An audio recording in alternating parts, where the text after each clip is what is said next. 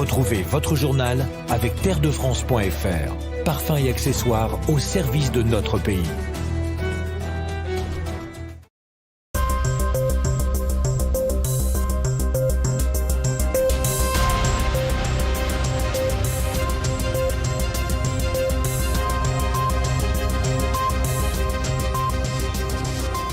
Madame, Monsieur, bonsoir. À la une de cette édition, Emmanuel Macron peut-il voir sa majorité lui échapper? C'est un scénario qui paraît de plus en plus crédible tant le président domine un camp divisé après une réélection en demi-teinte. Nous évoquerons également l'union des gauches. Elle semblait impossible. Jean-Luc Mélenchon l'a faite au risque d'en finir avec le Parti socialiste. Et enfin, nous reviendrons sur la démission du directeur de Frontex, l'agence européenne des frontières. La gauche unie, les patriotes et souverainistes en ordre dispersé. Mais qu'en est-il de la majorité? Le grand centre créé par Emmanuel Macron est parcouru par plusieurs courants et pourrait s'avérer instable dans la prochaine législature. La gauche se rassemble, les droites s'opposent et partent en ordre dispersé, et le centre macroniste tente la synthèse, alors qu'Emmanuel Macron était parvenu à un tour de force en 2017 en dégageant une majorité faite de néophytes et de nombreux débauchés du Parti socialiste. Il devra, en 2022, jouer serré pour obtenir une majorité homogène. En 2017, il avait bénéficié du double effet de la prime au vainqueur et de l'effet de nouveauté. Fondateur de son propre parti et proposant une offre marketing politique originale, le jeune président avait raflé la mise avec 349 élus sur 577. Parmi eux, 308 sièges LREM, soit une majorité absolue à laquelle il convient d'ajouter la quarantaine de sièges du MoDem de l'allié Bayrou. Depuis, la 15e législature de la Ve République a évolué avec une perte d'élus LREM qui sont désormais un peu plus de 260. Le MoDem compte près de 60 députés et Agir ensemble une vingtaine. Une recomposition en forme de reventilation dans les deux partis alliés et qui a vu une bonne vingtaine de députés disparaître dans la bataille. Pour le scrutin des législatives de 2022, La République En Marche aura une marge de manœuvre plus limitée. Après 5 ans de pouvoir, le concept En Marche est un peu usé. Il sera plus compliqué de faire le plein avec les seules troupes de marcheurs. Pour se mettre en ordre de bataille, la majorité devra faire la jonction entre ces différents pôles d'attraction, hémisphère gauche, hémisphère droit et centre. Ainsi, le MoDem, allié historique qui pèse peu dans le paysage politique français, voudra conserver un groupe d'importance, alors qu'aucune personnalité issue des équipes de François Bayrou n'a obtenu de place durable de premier rang. Seul Bayrou lui-même a été haut-commissaire au plan, un rôle dont l'effectivité est très relative. À cet allié de la première heure s'ajoute le consortium social-libéral mené par Olivier Dussopt, Territoire de progrès, une petite formation politique à laquelle ont adhéré des anciens socialistes ralliés à la Macronie et haut placés dans l'architecture gouvernementale, avec notamment le ministre de la Défense, Jean-Yves Le Drian, le ministre du Travail, pressenti pour le poste de Premier ministre, Elisabeth Borne, ou encore le ministre de la Santé, Olivier Véran, et le secrétaire d'État aux Affaires européennes, Clément Beaune. 51 députés de la majorité sont dans ce parti, mais ils ne constituent pas un groupe à part entière à l'Assemblée. Cet hémisphère gauche apparaît comme le plus puissant autour du président. Côté socialiste toujours, mais rallié de la dernière heure, le maire de Dijon, François Rebsamen, va de son côté former un parti en soutien à la majorité, la Fédération progressiste, qui se revendique du social-libéralisme. Une entreprise qui pourrait tenter l'ancien Premier ministre Bernard Cazeneuve, qui n'a pas apprécié le rapprochement PS-LFI opéré par son parti. Plusieurs cadres pourraient d'ailleurs suivre, à l'image de l'ancien ministre et candidat à la primaire Stéphane Le Foll. Ce dernier pourrait cependant créer un autre mouvement dissident du PS sans complètement intégrer la majorité. La gauche socialo-macroniste pourrait donc être éclatée en plusieurs petites chapelles et partir divisée pour mieux se rassembler. Côté tendance politique, social-démocratie, libéral-démocratie, social-progressisme, l'identité idéologique n'a finalement guère de sens et il est plutôt ici question d'opportunités et de réseau plus que d'idées. À droite de cette majorité centriste se trouvent les renégats de la droite parlementaire. Leur chef de file, l'ancien Premier ministre Édouard Philippe, avec son parti Horizon, entend peser dans le scrutin et placer ses pions pour 2027. Un personnage un peu encombrant pour Emmanuel Macron. Les négociations pour les législatives devraient être dures avec l'ancien chef de gouvernement. Plus dociles sont les adhérents du parti Agir, du ministre Franck Riester. Ces derniers, très intégrés à la Macronie, ne devraient pas faire trop de vagues, mais voudront néanmoins des places. Enfin, sur le centre droit, il conviendra de recaser les débauchés de la dernière heure, comme Damien Abad, président du groupe LR à l'Assemblée, le candidat à la primaire LR, Philippe Juvin, ou encore la présidente du Conseil régional des Pays de la Loire, Christelle Morancet. Ces LR qui entendent rejoindre Emmanuel Macron, ainsi que ceux qui suivront cette démarche, voudront préserver leur place de parlementaires ou pérenniser leur avenir de politiciens, et donc rejoindre une chapelle macroniste afin d'intégrer la majorité. Macroniste de gauche, macroniste de droite, macroniste du centre, mais aussi canal historique. En effet, outre les courants de droite et de gauche parlementaires et du centre, le président doit aussi composer avec son propre parti, La République En Marche. Cette formation, dirigée par le très transparent Stanislas Guerini, a également pour chef de file Christophe Castaner à l'Assemblée nationale et François Patria au Sénat, ou encore le seul président de région LREM, Renaud Muselier en PACA. LREM demeure le vaisseau amiral du système Macron et le parti cherchera à s'assurer une majorité, absolue dans l'idéal, à l'Assemblée nationale avec 289 sièges. Une opération très compliquée car les petites formations satellites, désormais très nombreuses, voudront aussi leur part du gâteau. Élu sans enthousiasme, Emmanuel Macron ne devrait pas bénéficier du même effet de primo-gagnant qu'en 2017 et il pourrait disposer d'une majorité bancale. Le soutien des politiques qu'il entend mener pourrait nécessiter des tractations permanentes avec les différentes composantes de sa majorité, ce qui peut laisser envisager une dissolution au cours de ce quinquennat. Le créateur pourrait donc être dépassé par sa propre machine. Et au cours de l'après-midi de ce jeudi, des négociations auraient débouché sur 101 candidats MoDem et 58 pour Horizon. La gauche unie, le Parti socialiste en miettes. C'est un peu le paradoxe de l'union des gauches réalisée par Jean-Luc Mélenchon. Élément d'explication.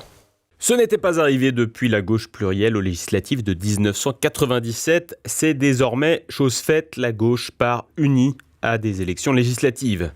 Avec la France Insoumise, Europe Écologie Les Verts, les communistes et le Parti Socialiste, le bloc de gauche peut espérer faire des étincelles aux élections. Si l'objectif d'une majorité pour placer Jean-Luc Mélenchon comme Premier ministre paraît injouable, les gauches pourraient largement envisager d'avoir 150 élus.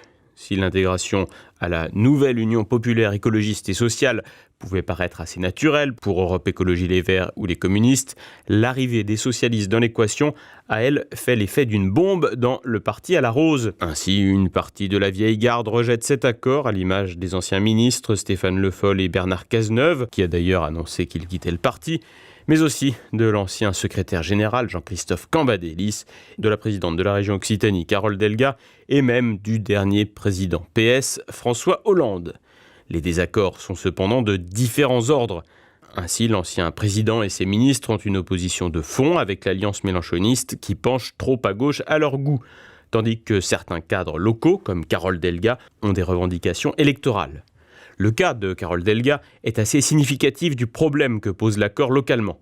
30% des militants socialistes résident en Occitanie et seuls 6 candidats PS y seraient investis pour 13 départements, ce qui représente 49 circonscriptions. L'élu nourrit par ailleurs une certaine rancœur à l'endroit des Insoumis qui s'étaient opposés à une union des gauches contre le candidat RN à la mairie de Perpignan, Louis Alliot. Carole Delga pourrait donc investir ses propres candidats contre les consignes nationales. Localement, de pareilles initiatives pourraient exister ailleurs en France. Faute de faire gagner ces dissidents, elles pourraient cependant nuire à la vague insoumise. Côté soutien à cet accord électoral, certaines huiles du parti ont pris position, à l'image de Martine Aubry, qui a toujours été en faveur d'une ligne plus gauchère, mais c'est aussi le cas de l'ancien Premier ministre, Lionel Jospin. Ce dernier était arrivé aux manettes grâce à la gauche plurielle en 1997. Si cet accord est cette fois-ci opéré avec la France insoumise à la manœuvre, le patron du Parti socialiste Olivier Faure estime, probablement à juste titre, que cette union est la seule voie possible pour éviter l'effacement du PS, au risque de le noyer dans un ensemble plus grand que lui et dans lequel il n'a pas la maîtrise. Plus étonnant, le très néoconservateur député européen Raphaël Glucksmann du parti Place Publique, élu avec le soutien du PS, a pris position pour l'union avec Jean-Luc Mélenchon, contre qui il passe pourtant son temps à vitupérer. Probablement un choix plus pragmatique qu'idéologique. Si l'accord entre les gauches ne sera pas un front populaire et que l'obtention d'une majorité est illusoire, l'Union populaire a le mérite de clarifier les lignes au Parti socialiste et possiblement de l'affaiblir un peu plus avec, comme pour les Républicains, une dichotomie entre aspiration des élus locaux et volonté des cadres nationaux. Le directeur de Frontex poussé à la démission, l'agence de lutte contre l'immigration illégale aux frontières de l'Europe serait la cible d'une cabale technocratique. Vincent Moulier. Frontex, ça ne marche pas. Et ce n'est pas son ancien directeur, le français Fabrice Leguéry, poussé à la démission il y a quelques jours, qui prétendra le contraire. Ce dernier dénonce une bataille idéologique menée dans le silence des pantoufles par la Commission européenne. Sa présidente, l'Allemande Ursula von der Leyen, tenterait de reprendre en main Frontex. Selon les mots de Fabrice Leguéry, l'objectif serait même de transformer la police des frontières européennes en agence de surveillance du respect des droits des migrants. Une subversion inédite de son rôle initial au moment où les franchissements illégaux de frontières vers l'UE explosent à nouveau après la déferlante migratoire de 2015. Fabrice Leguéry avait justement été nommé cette année-là pour rendre Frontex plus efficace dans la lutte contre l'immigration illégale et la criminalité transfrontalière. Elle doit compter 10 000 membres d'ici 2027 contre 2 000 aujourd'hui, ce qui en fait déjà la plus grosse agence européenne. Cet essor inquiète la Commission. Les agents de Frontex portent uniforme et revolver, une image loin de l'Europe accueillante que veulent incarner les technocrates bruxellois. Sans compter la relative indépendance dont jouit Frontex, administrée par les 27 représentants des ministres de l'Intérieur des pays membres. Pour réussir à pousser Fabrice Leguéry vers la sortie, Bruxelles a donc déclenché une véritable cabale administrative. S'appuyant sur les accusations d'ONG pro-migrants, un rapport à charge contre le directeur de Frontex est rédigé par un office européen portant incompétent en la matière et qui a décidé tout à fait fortuitement, bien sûr, de s'auto-saisir. Le directeur de Frontex est ainsi mis en cause dans des opérations de refoulement de bateaux transportant des clandestins entre la Turquie et la Grèce. Dans cet imbroglio politico-administratif, la France n'aura été d'aucune aide à Fabrice Leguéry, alors qu'Emmanuel Macron se dit président de l'Europe pour quelques semaines encore. Fabrice Leguéry avait toute légitimité pour rester en poste, il avait d'ailleurs été reconduit dans ses fonctions en 2019. Lâché par la France, l'homme n'a plus qu'à vider son sac. Derrière l'offensive bruxelloise, des enjeux de pouvoir, certes, mais aussi une agence qui dysfonctionne. Frontex a du mal à gérer sa croissance. De nombreux policiers français mis à disposition de cette institution en qualité de garde-frontière se plaignent d'inégalités de traitement entre pays, des calculs de retraite pénalisants et un véritable cancer bureaucratique au détriment des tâches opérationnelles. Un épisode en particulier, des officiers expulsés de leur logement, dont un agent au Monténégro, qui a vu le contenu de son appartement séquestré par les autorités locales, a laissé des traces. En 2021, un rapport de la Cour des comptes chargeait également la barque de Frontex. Derrière une façade en carton-pâte, l'agence ferait surtout de la com sur les questions migratoires. Selon un cadre français de la police aux frontières, les agents de Frontex seraient des sortes de gardiens du droit des migrants à faire étudier leurs demandes d'asile et se rendraient rarement sur le terrain. Pourtant, les besoins sont là. Depuis sa création en 2004, à la demande de la France, le mandat de Frontex a été considérablement élargi, notamment après 2015, au moment de la crise des réfugiés. La démission de Fabrice Leguéry intervient en pleine reprise de l'immigration illégale.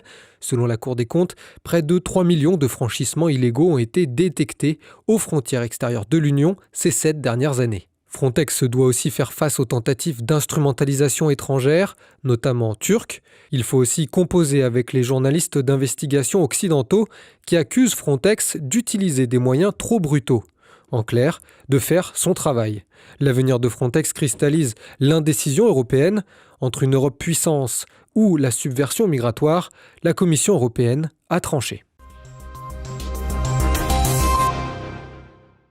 Et restons avec Vincent Moulier pour l'actualité en bref. 8 mois ferme pour l'agression de 3 pompiers. Un individu a été condamné mercredi à 16 mois de prison dont 8 fermes pour s'être attaqué à 3 pompiers à Nîmes alors qu'il était en état d'ébriété le 1er mai. Jugé en comparution immédiate, l'individu âgé de 31 ans a été incarcéré. Une condamnation sévère au vu des habitudes de l'appareil judiciaire français et des blessures limitées des pompiers. Une condamnation qui précède celle qui devrait frapper la militante d'extrême gauche qui avait asséné des coups de poing à un pompier en marge du cortège du 1er mai à Paris. Cette dernière peut donc envisager un passage par la case prison.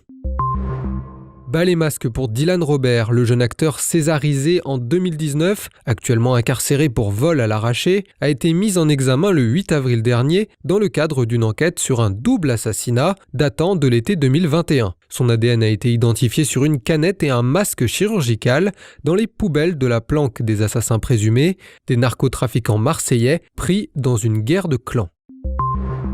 Valérie Pécresse n'accepte pas l'aumône qu'on lui donne, à l'ennemi, elle ne tend pas la main. La candidate malheureuse à la présidentielle a reçu un don de la part de l'ancien président de la République Nicolas Sarkozy, une somme à 4 chiffres, pour l'aider à essuyer les dettes contractées lors de sa campagne désastreuse. Selon son entourage, la présidente de la région Île-de-France a recrédité l'argent sur le compte de l'ancien président, qui non seulement ne lui avait pas apporté son soutien, mais avait de surcroît critiqué sa campagne et fait comprendre qu'il penchait plutôt du côté d'Emmanuel Macron.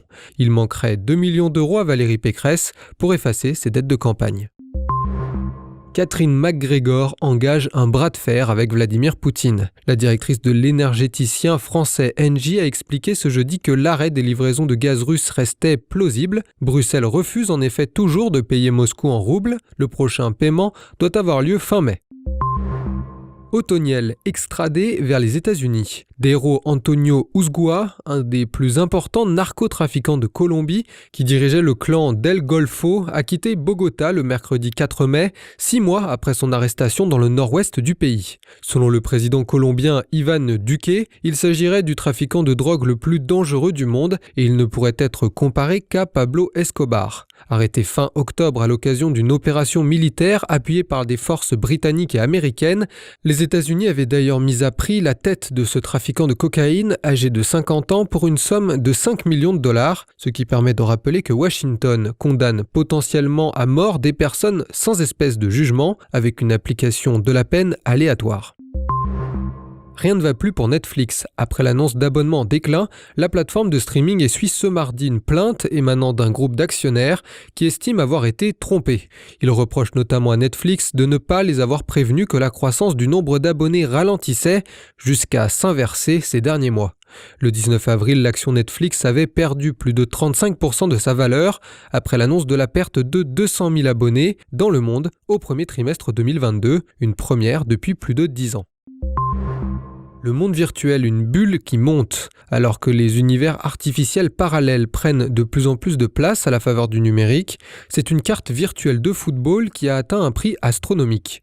Sur le jeu en ligne Sorare, dans lequel les internautes achètent des cartes de joueurs de football, le NFT unique du joueur de football de nationalité française Kylian Mbappé a été vendu aux enchères mercredi au prix de 416 493 €. Un prix fou qui ne dépasse pas celui atteint par la carte du Norvégien Erling Haaland, 613 000 € en janvier dernier. Ces NFT sont des objets virtuels numérotés et donc uniques dans leur type et commercialisés à partir de crypto-monnaies. Une cuisine complexe pour quiconque n'a pas la fibre numérique. Pour ceux-ci, une autre information football leur parlera peut-être plus. Ce même mercredi, c'est le maillot que l'Argentin Diego Maradona portait le jour du quart de finale mythique de 1986 contre l'Angleterre qui est parti aux enchères. Le maillot de la main de Dieu a été vendu pour 8 456 000 €. Une somme folle qui montre que le réel coûte toujours plus cher que le virtuel.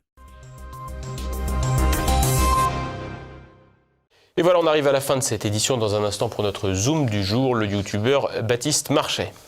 Même dans les votants, même dans les gens qui votent correctement, mettre son bulletin dans l'urne au bout de 4 ans, et puis tout le reste du temps rien dire et regarder ses pompes, je ne crois pas que ce soit suffisant et assez digne effectivement pour exister. Donc aujourd'hui, quand on a été tellement grand, tellement beau, tellement loin, que là on est redescendu tellement bas, il faut qu'on disparaisse, il faut que ça s'arrête pour rester sur quelque chose de grand. C'est comme un artiste, hein. Vous savez, très souvent quand un artiste est à son apogée, on dit vaut mieux qu'il parte maintenant, plutôt qu'il reste, qu'il fasse durer trop longtemps, et puis à la fin, l'image qui reste de lui, qu'est-ce que c'est ? Je suis tout à fait...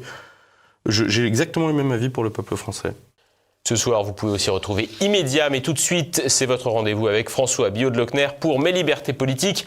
Merci pour votre fidélité, bonne fin de soirée à tous et à demain.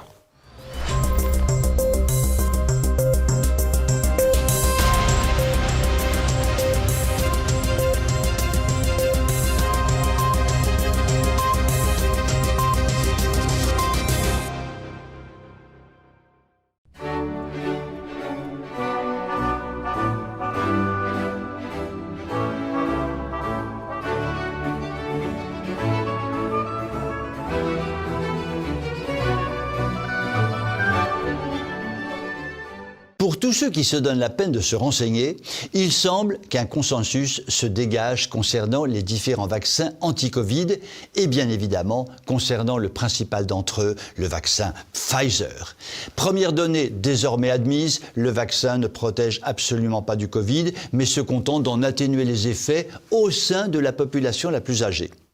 Seconde donnée, désormais admise, le vaccin n'empêche évidemment pas la transmission du Covid par une personne qui a été vaccinée. Sur cette base consensuelle, il apparaît que l'on peut parfaitement contester, voire totalement refuser l'injection de vaccins Pfizer ou autre, refus d'autant plus logique qu'après la 4e dose proposée par les autorités gouvernementales et sanitaires, se profile un nombre considérable de doses obligatoires à suivre, ce qui prend l'allure d'une véritable dictature sanitaire. Je voudrais ce soir parler d'un sujet dont on parle peu. Il semble désormais avéré que l'on assiste actuellement à une explosion des cancers, après des injections de vaccins notamment, chez des gens dont rien ne laissait penser qu'ils seraient touchés par le cancer. À titre personnel, dans mon environnement proche, j'avoue être à la fois surpris et effaré par cette explosion du nombre de cancers. Bien sûr, ma constatation n'est pas à proprement parler scientifique, mais elle a le mérite d'être concrète et j'avoue qu'elle est à tout le moins des plus troublantes. Le professeur Raoult a fort bien expliqué la mécanique de fonctionnement du corps humain, fondée sur un écosystème dont l'équilibre, très fragile, doit être préservé à tout prix. À cet égard, un organisme sain sait se protéger, entre autres choses, des cellules cancéreuses, en freinant ou en bloquant leur prolifération. L'injection de vaccins anti-Covid peut éventuellement détruire cet équilibre et peut éventuellement favoriser la prolifération de cellules cancéreuses. Cela pourrait expliquer l'explosion des cancers que l'on peut constater autour de nous. Dans ces conditions, et tant que l'on n'en sait pas plus sur les effets secondaires des vaccins anti-Covid, dont je rappelle qu'ils sont encore administrés sous forme de tests, chacun doit être absolument libre de se faire vacciner ou pas. Chacun doit avoir une claire conscience que vacciner des personnes jeunes peut déclencher à terme des conséquences graves. Chacun doit lutter autant que faire se peut contre la dictature vaccinale qui se profile au niveau de la France, mais aussi au niveau de l'Europe tout entière. Décidément, notre combat pour la liberté n'est pas près de s'arrêter, la liberté n'étant manifestement pas la tasse de thé de notre Europe occidentale. Je vous souhaite une très bonne soirée.